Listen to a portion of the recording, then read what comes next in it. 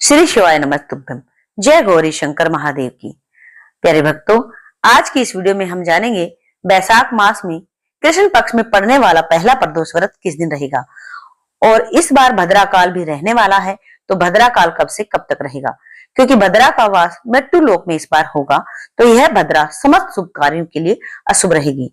तो प्रदोष व्रत किस दिन रहेगा, इस दिन कौन कौन से शुभ और अशुभ संयोग बन रहे हैं, प्रदोष काल का समय जो कि प्रदोष व्रत में पूजा का मुख्य और विशेष समय होता है वह कब रहेगा, इस दिन किन किन बातों का आपको ध्यान रखना है, यह सारी बातें आज के इस वीडियो में आप जानेंगे। अगर आपको जानकारी अच्छी लगे तो प्लीज एक छोटा सा लाइक जरूर कीजिएगा। इस बार बैसाख मास के कृष्ण पक्ष की त्रयोदशी तिथि 14 अप्रैल दिन मंगलवार को रात 12:13 से शुरू होगी और त्रयोदशी तिथि की समाप्ति 15 अप्रैल दिन बुधवार को रात 10:31 पर होगी। इसके बाद में चतुर्दशी तिथि प्रारंभ होगी, क्योंकि हर महीने के कृष्ण पक्ष की चतुर्दशी तिथि को मासिक शिवरात्रि का व्रत रखा जाता है, जिसमें निश्चित काल मुहूर्त के अलावा रात के 4 पहरों में पूजा की जाती है। तो यह 4 पहर भी हमें इस बार 15 अप्रैल दिन बुधवार को ही प्राप्त हो रहे हैं। इसीलिए बैसाख मास के कृष्ण पक्ष का प्रदोष व्रत भी और 15 अप्रैल को ही मासिक शिवरात्रि का व्रत भी इसी दिन रहेगा। तो यह दिन आपके लिए बहुत ही पुण्यदायी होने वाला है। आप यह दोनों ही व्रत एक साथ एक ही दिन कर सकते हैं, यानी 15 अप्रैल को रख सकते हैं और आज के दिन से ही आप चाहे तो प्रदोष व्रत या फिर मासिक शिवरात्रि का व्रत भी उठा सकते हैं। तो ध्यान रखिएगा, 15 अप्रैल दिन बुधवार को प्रदोष व्रत और मासिक शिवरात्रि का व्रत रहेगा।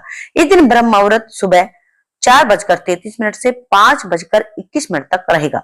सूर्य उदय सुबह 6:10 पर, सूर्यास्त शाम 6:43 पर।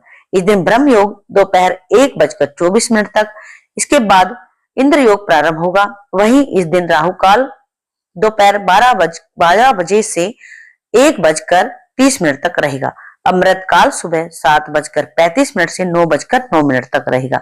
प्रदोष व्रत और मासिक शिवरात्रि की पूजा का प्रातः काल मुहूर्त रहेगा सुबह 4:49 से 5:56 तक और इस दिन प्रदोष काल का समय शाम 5:58 से 7:28 तक रहेगा।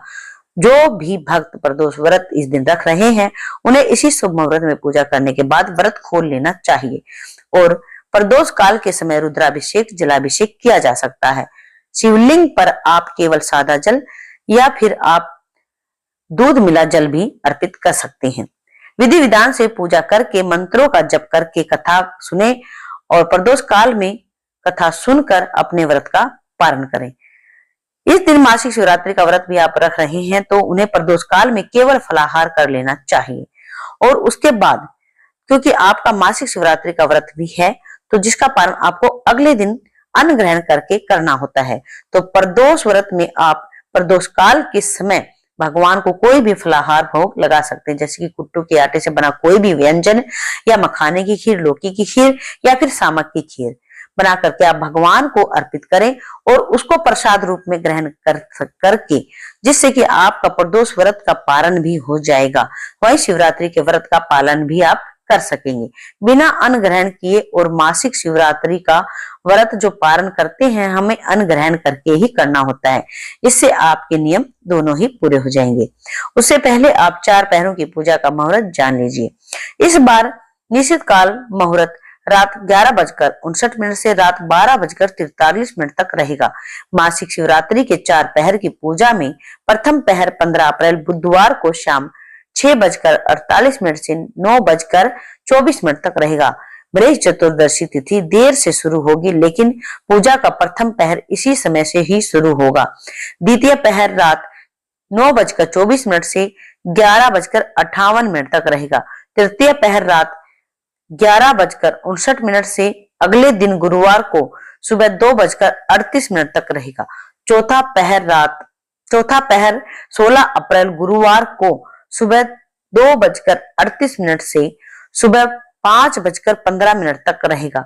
अगर संभव हो तो इन सभी 4 पहरों में आप शिवलिंग की पूजा करें, भगवान शिव का पूजन करें और फिर 4 पहर की पूजा करने के बाद अगले दिन गुरुवार को सूर्य उदय होने के बाद व्रत का पारण कर सकते हैं।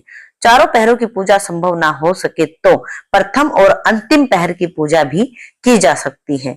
और जो लोग चारों पहरों में एक भी पहर की पूजा ना कर पाए, वे निश्चित काल मुहूर्त में पूजा करके मासिक शिवरात्रि का व्रत का पुण्य फल प्राप्त कर सकते हैं।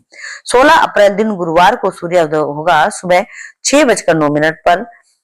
तो व्रत का पारण आपको सुबह 6:10 से लेकर 8:40 के बीच में किया जा सकता है। और जो लोग प्रदोष व्रत में अगले ही दिन व्रत का पालन करते हैं, वे भी इसी शुभ मुहूर्त में प्रदोष व्रत का पारण कर सकते हैं। 15 अप्रैल दिन बुधवार को भद्रा काल रात 10:31 से शुरू होगा और भद्रा काल की जो समाप्ति है सुबह 9:25 पर होगी। भद्रा का वास इस बार मृत्यु लोक में रहने के कारण जब तक भद्रा काल रहेगा तब तक कोई भी शुभ काम करने से बचना चाहिए। गुरुवार को भद्रा काल की समाप्ति के बाद शुभ मुहूर्त लगने पर लगन देखकर आप किसी भी मांगलिक कार्य की शुरुआत कर सकते हैं।